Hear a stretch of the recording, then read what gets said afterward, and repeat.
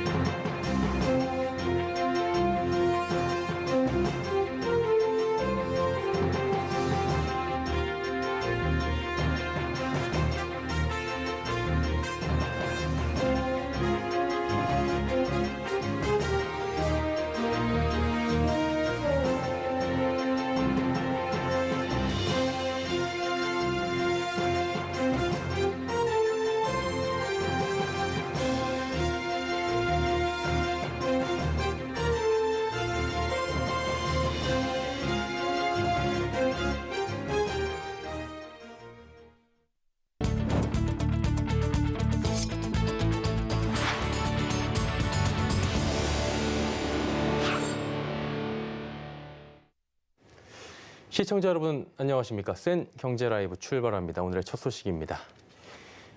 광주 화정동 아이파크 붕괴 실종자 수색이 아직까지 이어지고 있는 상황입니다. 한편에선 사고 아파트 금매를 찾는 투자자들의 문의가 쏟아지고 있어 눈살을 찌푸리게 하고 있습니다. 서청석 기자입니다. 광주 화정 아이파크 붕괴 아파트에 급매물을 찾는 투자자들의 문의가 이어지고 있습니다. 광주시는 붕괴 사고 이후 화정 아이파크의 안전 점검을 거쳐 건물 전면 철거 뒤 재시공하는 방안을 검토한다고 밝혔습니다. 앞서 정몽규 회장도 기자회견을 통해 이번 사고에 대한 책임을 지고 회장직에 물러난다고 밝히며 구조 안전 점검에 문제가 있다고 나오면 완전 철거와 재시공까지 고려하겠다고 말했습니다.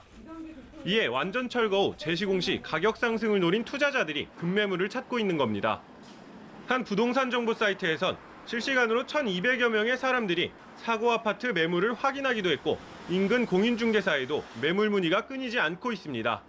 아니 매물 없어요. 참여자량은 엄청난데요. 지금 안전진단 지금 뉴스 보면은 어쨌든 엉터리로 지어졌다는데 그걸 어떻게 목숨 걸고 들어가죠?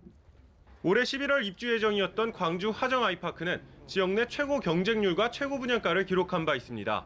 특히 사고 전만 해도 30평형대가 7억 원대로 상대적으로 고분양가였지만 프리미엄이 4억 원까지 붙어 로또 아파트로 불리기도 했습니다. 정몽규 회장이 전면 철거 후 재시공 시 지역 내 랜드마크가 될 수 있도록 더 좋은 아파트를 짓겠다고 한 만큼 급매물을 사면 추가 차익도 노려볼 수 있기 때문에 투자자들의 문의가 몰리고 있는 것으로 보입니다. 서울경제TV 서청석입니다. LG에너지솔루션 공모 흥행에 LG화학 주주들은 눈물을 보이고 있다고 합니다. LG화학에서 알짜배기 사업이 분리되면서 주가 하락 부담을 고스란히 주주들이 떠안게 된 건데요. 앵커 리포트입니다. LG에너지솔루션의 공모주 신청 열기가 뜨거운 가운데 LG화학 주주들은 물적 분할로 주가 가치가 크게 하락했다며 물적 분할을 금지시켜달라고 주장하고 있습니다. 물적 분할이란 기업이 자회사를 새로 만들어 신생사 주식을 모회사가 모두 소유하는 기업 분할 방식입니다. 기업 입장에선 유망한 사업을 전담할 수 있는 새로운 자회사를 설립해 사업 영역을 더 확장해 나간다는 뜻이지만 주주들 입장에선 기업 실적을 이끄는 사업 부분이 빠져나가면서 기업 가치가 낮아져 피해를 입게 됩니다. 또 모회사인 기업은 물적 분할을 통해 신생사의 주식을 모두 보유할 수 있고 자금도 확보할 수 있습니다. 반면 모회사 주주들에겐 특별히 주어지는 혜택이 아무것도 없는 채 주가 하락 부담만 떠안게 되면서 문제가 계속되고 있습니다. 실제 LG에너지솔루션 상장을 앞두고 LG화학은 작년 1월 장중가 최고가인 105만 원과 비교해 주가가 약 38% 급락했습니다. SK케미칼도 SK바이오사이언스의 상장 이후 주가 가치가 하락했습니다. 작년 2월 30만 원대였던 SK케미칼은 SK바이오사이언스 상장 이후 20만 원대를 기록하며 꾸준한 약세를 보이다 현재는 14만 원대에 거래되고 있습니다. 자회사가 모두 상장하게 되면 모회사에 대한 디스카운트가 뚜렷하게 나타난다는 점, 따라서 중복 상장이 이루어지는 경우에 모회사 주주들이 피해를 받을 수 있다. 따라서 이러한 피해를 구제할 수 있는 방향성의 대책 마련이 필요하다. 이에 전문가들은 모회사 주주들의 적극적인 동의, 주가 하락에 대해 일정 부분 피해가 보상될 수 있는 청구권 등 모회사 주주들을 위한 제도가 마련되어야 한다고 주장합니다. 서울경제TV 최민정입니다. 대규모 횡령의 회계 분식 상장 폐지까지 연이은 파문에 바이오 기업들이 바람잘 날이 없죠. 그 피해는 고스란히 개인 투자자들이 떠안게 될 전망인데요. 이에 바이오주의 투자 심리도 얼어붙고 있습니다. 김혜영 기자입니다. 바이오주가 고난의 1월을 맞았습니다. 오스템 임플란트, 셀트리온에 이어 신라젠까지 각종 악재가 터져 나온 겁니다. 신라젠은 증시 퇴출 위기에 몰렸습니다. 지난해 7월 신라젠은 M2N을 새로운 최대 주주로 맞은 뒤 1,000억 원의 자본을 확충하며 주주들 사이에선 거래 재개 기대가 나왔지만 거래소의 판단은 달랐습니다. 전 경영진의 배임과 횡령 문제로 주식 거래가 정지된 지 1년 8개월 만에 거래소 기업심사위원회가 상장 폐지를 결정한 겁니다. 이제 공은 코스닥 시장위원회로 넘어갔습니다. 상장 적격성 실질 심사는 3심제로 이뤄지는데 3심에 해당하는 코스닥 시장위원회에서 20일 이내 최종 상장 폐지나 개선 기간 부여를 결정하게 됩니다. 17만 명의 소액 주주들은 주식이 휴지 조각이 되는 것 아니냐며 망연자실하고 있습니다. 오스템 임플란트의 상장 폐지 여부도 관심사입니다. 연초 대규모 횡령 사건이 발생한 오스템 임플란트는 지난 3일 이후 주식 거래가 정지된 상태입니다. 거래소가 오는 24일까지 오스템 임플란트의 상장 적격성 실질 심사 대상 여부를 결정하는 가운데 신라젠의 여파로 거래소의 잣대가 더욱 엄격해질 것이란 전망이 나오고 있습니다. 셀트리온도 분식 회계 의혹에 맥을 못 추고 있습니다. 당초 증선위는 오늘 재고자산을 부풀린 셀트리온의 분식 회계 의혹을 들여다볼 계획이었지만 한 차례 연기되며 최종 결정은 대선 이후인 3월에나 나올 가능성이 높아진 상황입니다. 이에 오늘 주가는 4.7% 오르며 반등에 나섰지만 셀트리온을 둘러싼 분식회계 의혹은 여전해 개인 투자자들의 불안은 좀처럼 안정되지 않을 것으로 보입니다. 증권가에선 연이어 터진 악재 여파에 바이오 업종에 대한 위축된 투심이 한동안 살아나긴 힘들다는 전망을 내놓고 있습니다. 서울경제TV 김혜영입니다.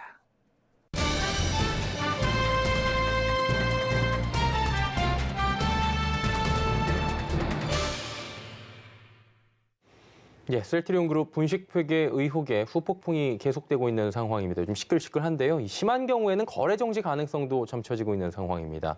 금융당국은 조만간 증권선물위원회를 열고 해당 안건을 살펴볼 예정이라고 하는데 경제산업부 정세미 기자 연결해서 자세한 이야기 들어보도록 하겠습니다.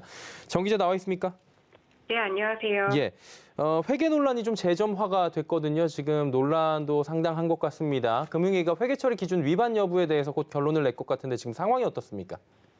네, 앞서 금융위원회의 회계 전문기구인 감리위원회가 금융감독원의 셀트리온 감리심의를 지난 7일 마쳤는데요. 때문에 오늘 오후 열린 증권선물위원회에 해당 안건이 상정될 것이란 관측이 많았습니다. 하지만 감리위원회에서 셀트리온 그룹의 분식회계 감리가 진행 중인 단계라서 오늘 증선위에 해당 안건은 상정되지 않았습니다. 금융위원회의 최종 조치는 감리위원회 심의 이후 금융위원회 산하 증선위 의결과 금융위원회 정례회의 의결을 거쳐 확정되는 방식인데요. 시간이 예상보다 길어지는 건 그만큼 해당 혐의와 관련해 들여다볼 쟁점이 많은 것으로 풀이됩니다. 증선위 논의는 이르면 다음 달 9일 시작될 것으로 관측됩니다. 네, 이 과정에서 금융위원회의 개입이 무리하다는 지적도 나오고 있는데 한국거래소와 금융위의 견해도 조금은 엇갈렸다고 하는데요.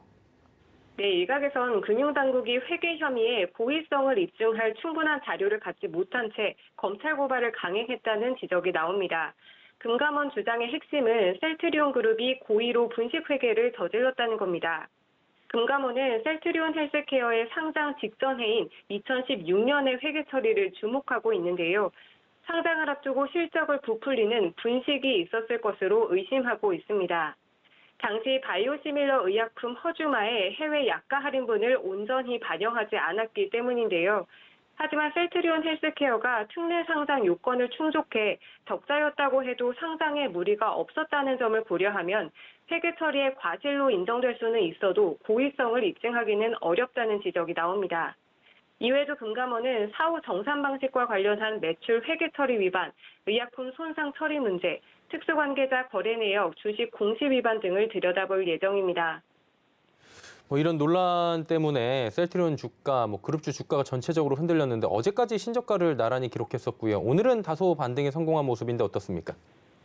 네, 어제 종가 기준 셀트리온과 셀트리온 헬스케어, 셀트리온 제약 등 3개 기업은 모두 52준의 최저가로 내려앉았습니다. 이로 인해 코스피 시가총액 순위 10위 안에 들어가던 셀트리온은 16위까지 추락했고요. 셀트리온 헬스케어도 코스닥 시총 1위 자리를 내줬는데요. 이는 지난 2018년 2월 이후 약 4년 만입니다. 다만 오늘은 금융위원회 논의 연기 소식이 알려지며 계열사 주가가 5거래일 만에 반등했습니다. 상황이 이렇자 셀트리온 주주들의 불만도 고조되고 있습니다. 주주들은 요구사항을 담은 항의서를 금융감독원에 전달하기도 했는데요. 항의서엔 직무상 알게 된 비밀을 유출한 금감원 임직원을 상대로 감찰 실시와 처리 결과 공개 등의 요청이 담겼습니다. 네, 이야기를 종합해보면 금융당국의 논의가 조금은 연기되면서 셀트리온으로선 시간을 조금 벌게 됐는데 또 투자자들의 입장에서는 이제 불안감이 커질 것 같은데 앞으로의 전망 어떨지 짚어보죠. 네, 셀트리온에 대한 최종 조치안은 감리위원회 심의 후 증선위와 금융위의 의결을 거쳐 확정됩니다. 앞서 삼성 바이오로직스의 사례를 비추어 볼 때 이 과정에서 약 5개월이 소요됐는데요. 당초 금융당국은 1분기 이내에 최종 조치를 완료하는 것을 목표로 한 것으로 알려졌습니다. 전문가들은 대선인 3월 9일 이후에나 결과가 나올 것으로 관측하고 있습니다. 만약 상장 적격성 실질심사 대상 사유 발생 시 거래는 정지됩니다. 거래 정지 기간은 사유 해소 시점까지로 삼성 바이오로직스는 과거 고의 분식회계 결론 후 19일 동안 거래가 정지된 바 있습니다. 네, 이렇게 된 이상 다음 달 초로 예정된 증권선물위원회의 논의를 조금 주목해 봐야 되겠습니다. 예. 정세미 기자였습니다. 고맙습니다. 네, 감사합니다.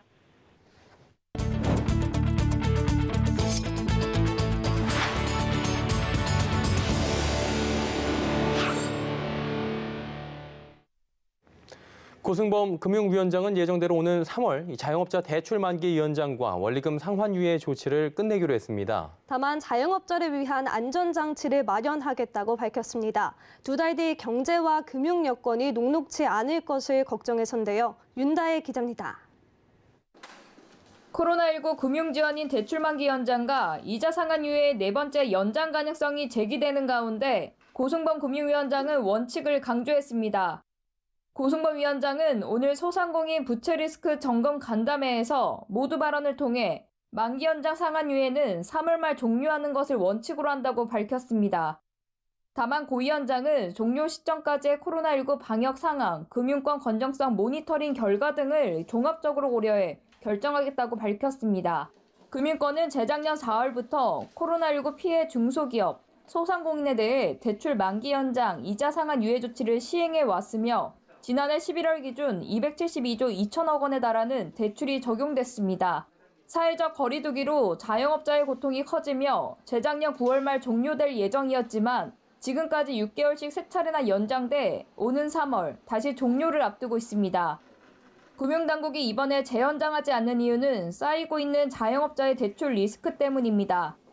고 위원장은 상한 여력이 낮아진 잠재부 실채권이 지속 누적되면 금융 안정을 위협할 수 있다며 코로나19에 따른 자영업 업황 개선 지원과 금리 인상 등 환경 변화가 맞물리면 자영업 대출 시장 자체가 크게 위축되면서 자영업자의 금융애로가 더욱 확대될 가능성이 있다고 지적했습니다.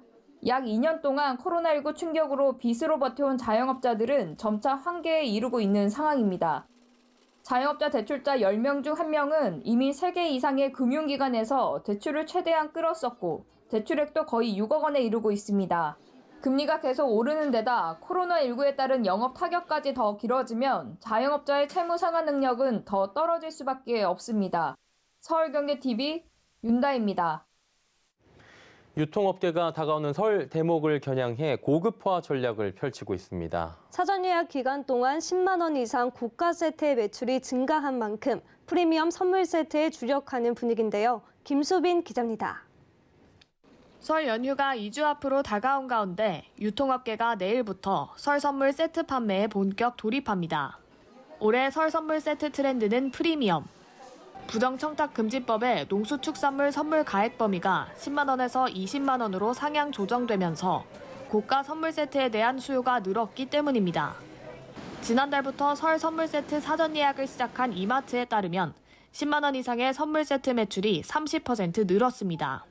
이 같은 고객 선호도에 따라 이마트는 한우 선물 세트에서 10에서 20만 원대 프리미엄 세트를 중심으로 물량을 늘렸습니다. 등심 채끝 등 한우 선물 세트, 제주 옥도 및 은갈치 세트, 100만 원대 고가 와인 세트를 선보이는 등 프리미엄 세트를 주력으로.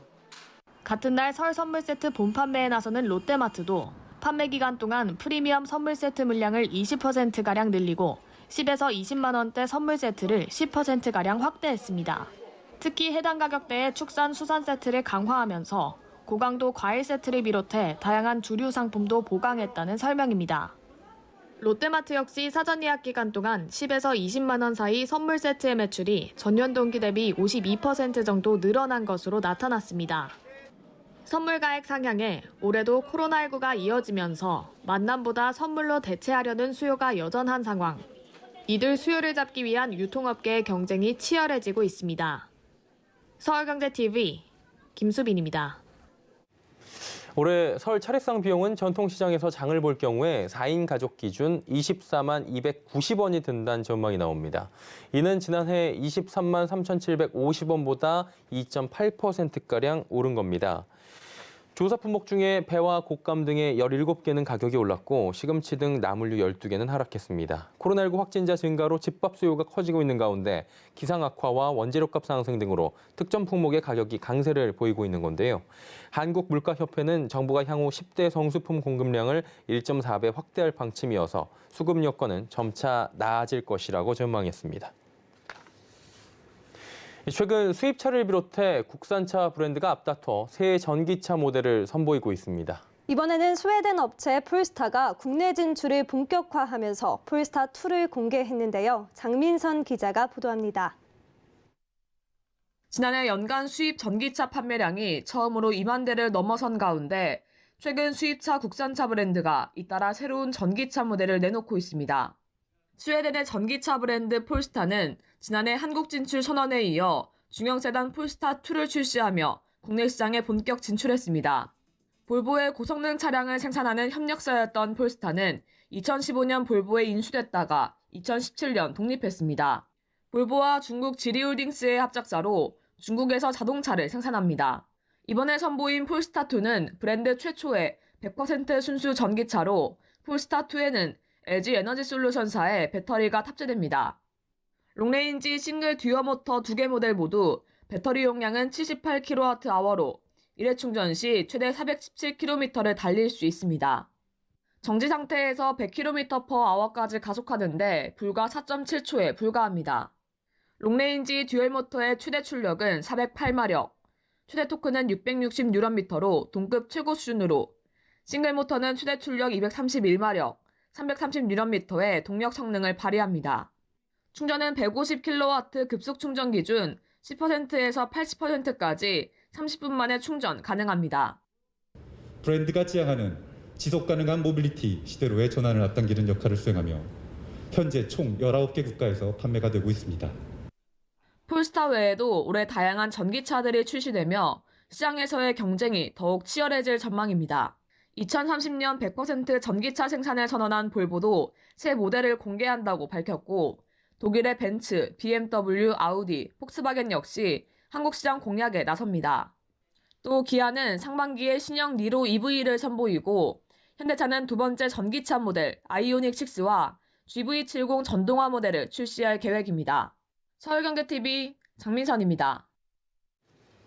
삼성전자가 서울 신라호텔 키즈라운지에 프리미엄 공기청정기 비스포크 큐브 에어를 선보입니다. 비스포크 AI 플러스 청정 기능을 통해 별도의 조작을 하지 않아도 10분마다 실내외 공기질을 분석하고 오염도를 예측해 실내 공기를 청정하게 관리할 수 있습니다. 또 필터 속 향균, 살균부터 공간 제균까지 가능한 트리플 안심 청정 기능과 직접 닿는 바람 없이 저소음 청정이 가능한 무풍 청정 기술로 어린이들이 안심하고 다양한 활동을 즐길 수 있는 환경을 조성해 줄 것으로 기대됩니다.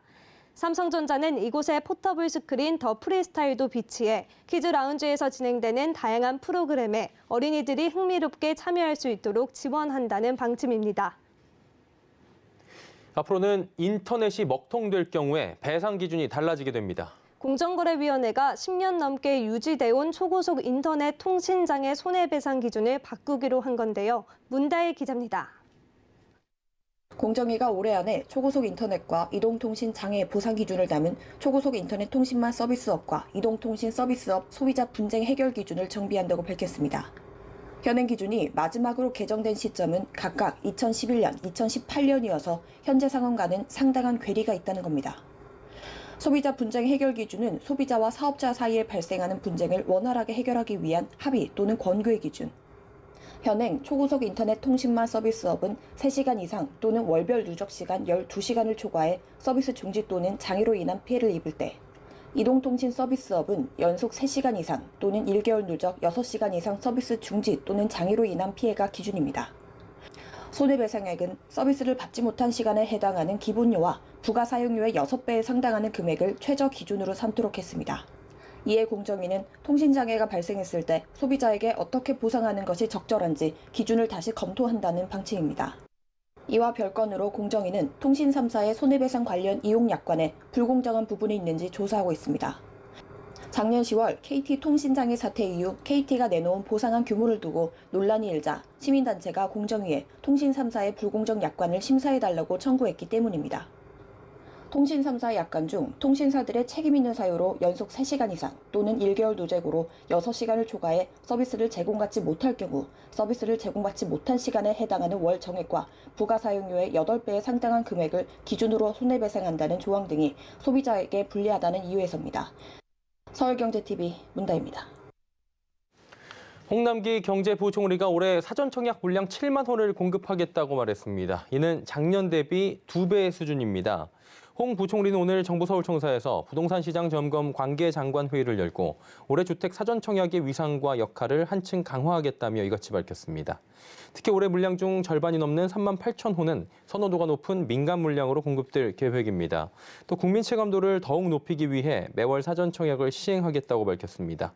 다음 달 의왕, 고천 등 6천 호가, 3월엔 인천, 영종 등 9천 호가 포함됐습니다.